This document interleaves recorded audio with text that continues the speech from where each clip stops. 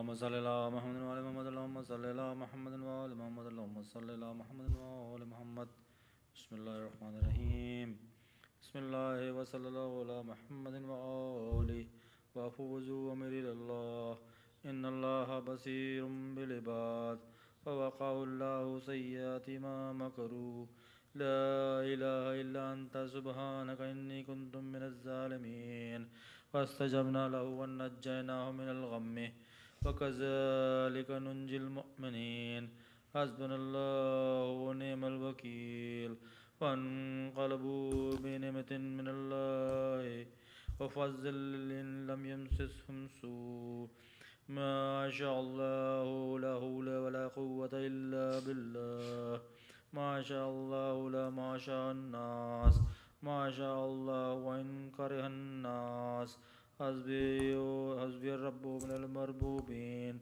حسبي الخالق من المخلوقين حسبي الرازق من المرزوقين حسبي الله رب العالمين حسبي من هو حسبي حسبي من لم يزل حسبي حسبي من كان مسكنت لم يزل حسبي حسبي الله لا إله إلا هو عليه توكلت وهو رب العرش العظيم اللهم صل على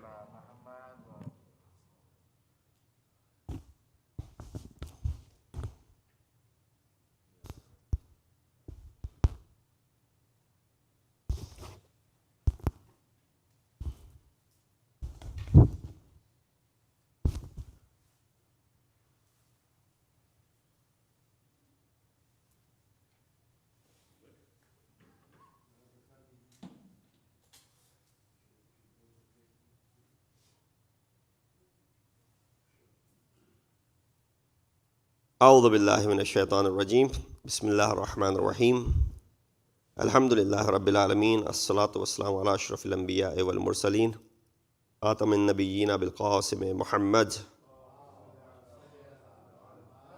وأهل بيته الطيبين الطاهرين المعصومين الذين أذهب الله عنهم الرجس وطهرهم تطهيرا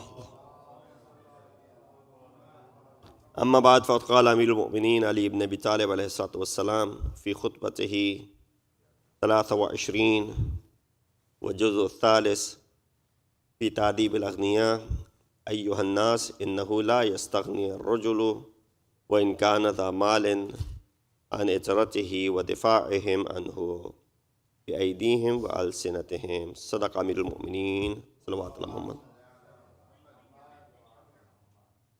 We are at the third section of Nahj al-Balagha's khutbah number 23. Just to recap, if you remember, the first section was contentment with the decree of Allah subhanahu wa ta'ala. And we discussed that about 3 weeks ago. Then came the second part of it, which was working for the sake of Allah. And then now we are on the third and the final part of this khutbah number 23, which is supporting relatives. As you remember, the beginning part of this khutbah, I said this is the first khutbah after all the series of khutbahs that Imam talks about something, non-political for the first time, right? So far up until this point, all the khutbahs has been arranged by Syed Rizwan, where, one khutbah after another, political affairs. Now this one, the first khutbah that comes about, which has to do with little with politics, more with one's akhlaq, one's social life, one's demeanor and behavior with others. So we're on the third portion of it, which is supporting relatives. Imam ﷺ says, fi ta'dib al-aghniya, that ayyuhan nas, innahu la yastaghni ar-rajul wa in kana dha malin. O people, surely no one, even though he may be rich, can do without his kinsman. Meaning, no matter what you do, you need at the end of the day your kinsmen, your relatives. Without them, you cannot survive. وَدِفَاعِهِمْ عَنْهُ بِأَيْدِيهِمْ وَأَلْسِنَتِهِمْ. And their support by hands or by the tongues. The Imam says, وَهُمْ أَعْظَمُ النَّاسِ حَيْتَةً مِنْ وَرَائِهِ وَأَلَمُّهُمْ لِشَعْثِهِ وَعَاطُفُهُمْ عَلَيْهِ عِنْدَ نَازِلَةٍ. that they are the most kind to him when the tribulation befall him.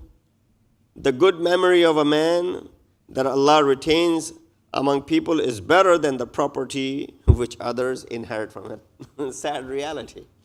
It's better to have your name remaining than the wealth and the mal that you leave behind, which will be inherited by others. And, along with your mal, if they inherited your name and you left behind a positive legacy, that is superior, and that's a reality which Imam al-Hasan said. The good memory of a man that Allah retains among the people, that people after you leave this world remember you with fond memories and words, that is better than all the wealth that you left behind, which your inheritors are now spending left and right. Imam al-Hasan in this first portion of the khutbah, I don't recite the entire thing, I'll come back to it. There are a few words that are going to be used. The word hayta Imam uses, which means protection. Muhit comes from the same word, ahata, yuhito, and safeguarding. Sha'atha means dispersion or scattering. Lisanu sidq is a good name. In fact, Imam Ali is referred to as Lisana Sidqin Aliyah in ayat number 50 of Surah Maryam. When Hazrat Ibrahim's dua that, "Oh Allah, waj'alni fi akhiri," at the end times, make someone who is what? Lisana sidqin, who is a righteous tongue, who is Ali. Some of us actually argue that the word Ali over here is actually the name of Amir al-Mu'mineen and not being used as a sifat. Usually the word Ali is sifat, right? It's an attribute. What does Ali mean? High. So one of the names of Allah is also Ali. But he says over here, Ali is not being used as an adjective. From the grammatical perspective, it is being used as an apposition, which is badal in Arabic. Badal is what? What is the difference between badal and a sifat, adjective and apposition? Adjective just comes and describes something. For example, the room is big. The word big describes the room as an adjective. But when the word is used as a badal, is equally defining the room, but at the same time it's referring to the room. This room which we were in, which is big, we were in, this is the same room, or that room. When you refer to it with another pronoun, that's apposition. Here, they say, Lisana Sidqin Aliyah. Have you ever heard an adjective for a tongue, which is that a righteous tongue which is high? Does that make sense? Do you ever hear someone says, the tongue is very high? Now, that's not an appropriate adjective for the tongue. So therefore, many argue that the word Aliyah over here is not an adjective. Rather, it's a badal, apposition. Oh Allah, grant me a righteous tongue, which is the tongue of Ali ibn Abi Talib. So that is in ayat number 50 of Surah Maryam. The word khasasa comes from the root word khassa, meaning severe need. وَلَهُمْ بِهِ khasasa is the ayat of Quran talks about it as well. Surah Hashr 9. Ahlak al-mal, which means he gave away his mal or he spent it. The word ahlaka is used, although the word ahlaka does not mean that he destroyed it, meaning he spent it. Murafada means cooperation and assistance. Here Imam talks about people's wealth. Since in the previous section of the sermon, Imam gave advice to the impoverished, those who are poor, so that their living conditions would not lead them astray from moral standards and obedience to the God's commands. That's what happens a lot of time. When you ask someone who's barely, making enough hands to mouth, and as far as it's not rule of thumb, it's not generalizing. It's Maulana, there's no time for ibadat. There's no time for majlis, there's no time for jashan, there's no time for, any of these things. We are busy in our livelihood. We're busy in making ends meet. There's no time for all of these stuff. So a lot of time, when you are hand to mouth, you're impoverished, there isn't much you can do about it, then you lag behind in many of the affairs related to your faith as well. So in this section, Imam addresses the wealthy and the high-income individuals, providing them with necessary instructions to establish balance in the pillars of society. So those who are weak, those who are suffering, those who are barely making any money or for themselves and for their family, this is where Imam is exhorting those affluent people in the family members, not outsiders, your family members, to exhort them to go ahead and contribute towards these who are impoverished in your family. First and foremost, it's your kinsmen that it should be given. There's a riwayat which says, La sadaqata wa dhu malin wa dhal haqqin faqirun, for example. That there's no sadaqah for someone whose family members are faqir. I'm giving sadaqah left and right. Your family is weak, your family is poor, or your family is faqir, and you're giving charity here and there. It's a first you give it to your family, and then you go out and give it to the world.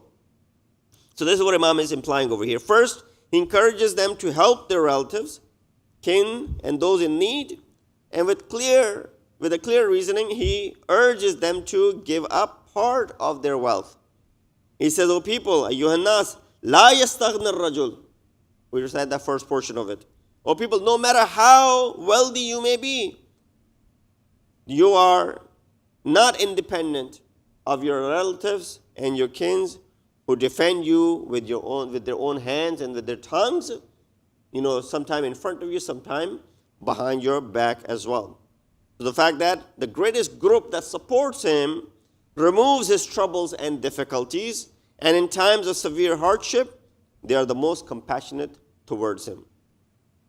And they are from behind the most greatest in protection and capable of addressing his dispersion and disarray, and the most affectionate towards when a calamity befalls him. Then the second part of the khutbah, Imam talks about when he says, وَأَعْظَمُ عَلَيْهِ وَأَعْظَمُهُمْ عَلَيْهِ إِنَّ نَازِلَةٍ إِذَا نزلت به ولسان صدق يجعله الله للمرء في الناس خير له من المال يورثه غيره. This is the sad reality. Imam says, indeed, life has its ups and downs. So when the life has its ups and downs, there are times which are bitter, unpleasant events might happen, even severe storms might occur in your life. Therefore, against which no person can stand alone. No matter how much wealth you have, if you're alone, you're alone. You cannot find a partner. It's a reason and wisdom dictate that a person should think about those days while still in a state of well-being and tranquility.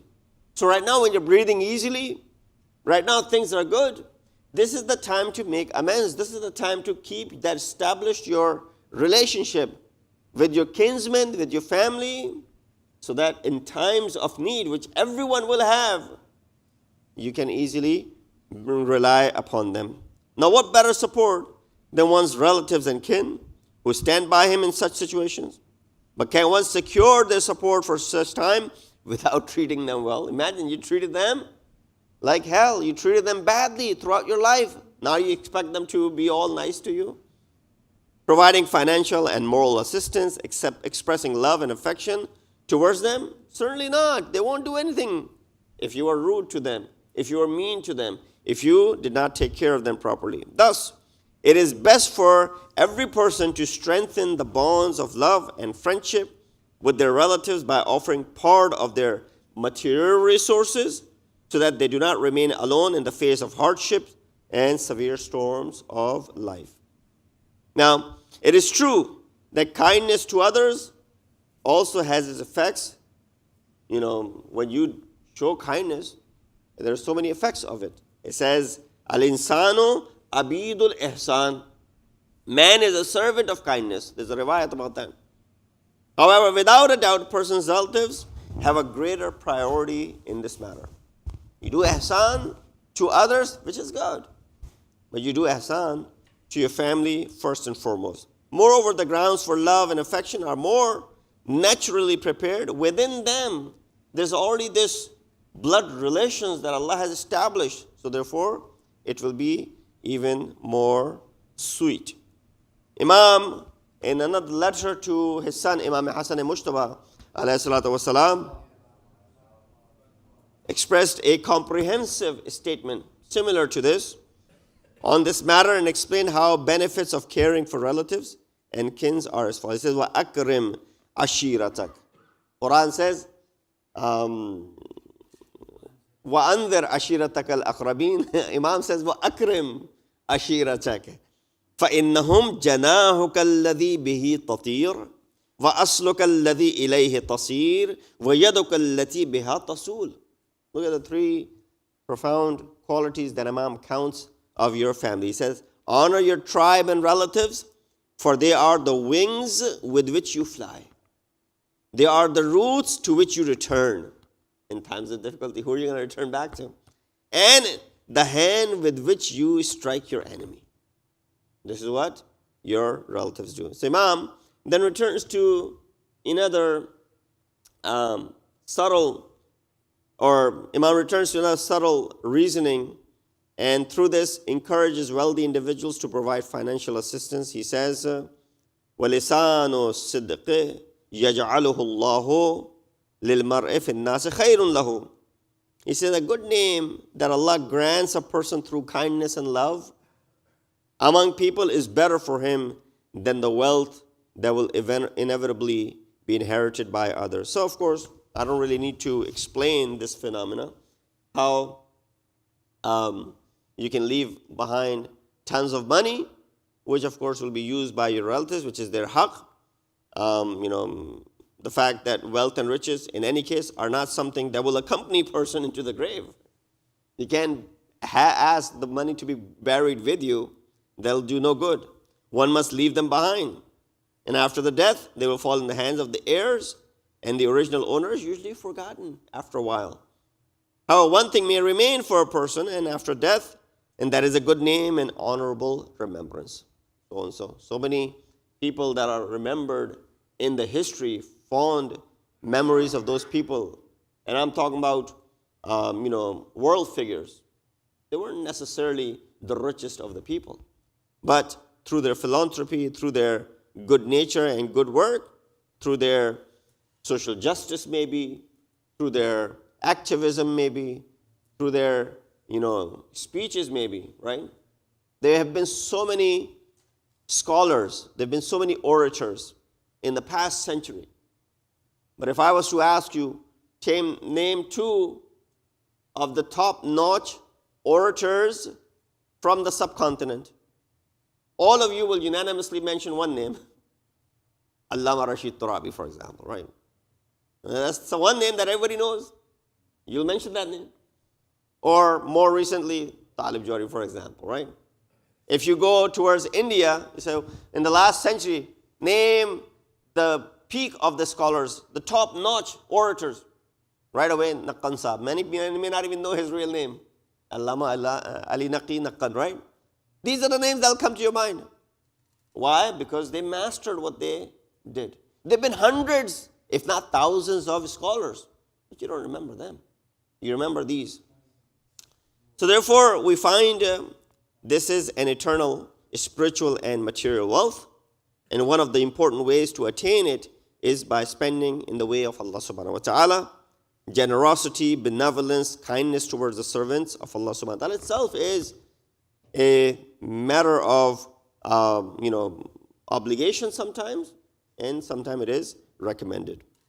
So in reality, this statement encourages the wealthy to assist the needy and the society from two aspects. Acquiring supporters and helpers who throughout the life and in times of hardship or suffering will rush to their aid. Number two, earning well-wishers after death. This is the way you're making friends who will come to your grave, will recite Surah Fatiha for you, will remember you, because you touched their lives, and so on and so forth. Relatives are a support for one another. Imam really goes out and emphasizes on this concept of taking care of the family. In the final part of the sermon, Once again, Imam ﷺ encourages and urges people, especially the wealthy, to assist their relatives and kin, emphasizing this matter with three different expressions. What are these three different expressions? Imam says, "Ala la ya'dilanna ahadukum anil qarabati yara biha khasasa, bihal khasasa, an yasuddaha billadhi la yaziduhu in amsakahu wa la yanqusuhu in ahlakahu."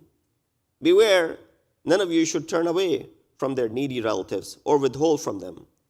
For keeping it does not increase one's wealth, nor does losing it bring any deficiency. Number two, Imam says, وَمَنْ يَقْبِضْ يَدَهُ عَنْ عَشِيرَتِهِ فَإِنَّمَا تُقْبَضُ مِنْهُ أَنْهُمْ يَدٌ وَاحِدًا. But if someone, whoever withholds their hand from their tribe, has only withheld one hand from them, but in return, many hands will be withheld from them themselves. And then lastly, Imam ﷺ says, وَمَنْ تَلِنْ حَاشِيَتَهُ يَسْتَدِمْ مِنْ قَوْمِهِ الْمَوَدَّةِ. Whoever is gentle, humble, and affectionate toward their relatives will ensure their lasting love. So number 4, 5, and 6 is what I just spoke to you about. Very quickly, Imam in these last expressions, this may refer to two things. It may indicate the spiritual aspect of this action, implying that depriving one's relatives of the resources at one's disposal removes blessing from one's wealth and life. This has an adverse effect on you as well. Not only that by not sharing, you're not losing, but you're increasing. But by not sharing, you're actually holding back something which you will also be deprived of. On the contrary, helping them brings divine blessings. You might have given 100 in terms of financial, but Allah subhanahu wa ta'ala bestows upon you 1,000 because of that. On the contrary, helping them brings divine blessings. It may also refer to material and outward aspect of this matter, as the difficulties of relatives and kin inevitably affect a person themselves. You get affected sometime. Emotionally, it might affect you as well. Why it says, "Al-barakatu fi malin man ata zakata wa asal mu'minin wa wasal al-aqrabin." Blessing is in the wealth of the one who gives zakat. Of course, the word zakat here is used in a general sense, not the wajib zakat. Supports the believers and maintains ties with the relatives. In the second statement, why should a person refrain from helping their tribe and relatives when such a great loss will harm him and harm will befall him? The one who withholds their giving hand from their relatives only withholds one hand. In return, many hands will be withheld from this person. So no wise person will engage in such an act or be willing to deprive themselves of a great benefit. And lastly, Imam in the third and final expression, points out another important aspect of it, that we often see that within a family or tribe, when certain individuals, they become affluent, they distance themselves from all their relatives and they start becoming arrogant and miserly. This is a phenomena which wealth has sometimes on people. Recent millionaires, those who become, they weren't jaddi pushti, as we said. This person is, from ancestral, he's wealthy. But someone who just became wealthy today, right away this arrogance might creep in and they become miserly. As a result, their former friends turn into enemies. However, if they had incorporated humility and generosity, more that Allah has bestowed upon them, start sharing it with others as a form of gratitude for their blessing, not only would their love and affection not diminish, but it would actually increase. So, we have frequently seen individuals who are personally good-natured, yet due to the harshness and ill treatment of their associates, friends, family members, people distance themselves from them. We ask Allah subhanahu wa ta'ala to give us the tawfiq and ability to act on these words of wisdom of Amirul Mu'mineen, the exhortations that he has given to families to go ahead and support each other and be a hand to one another. Wa akhiru da'wana and alhamdulillahi rabbil alameen.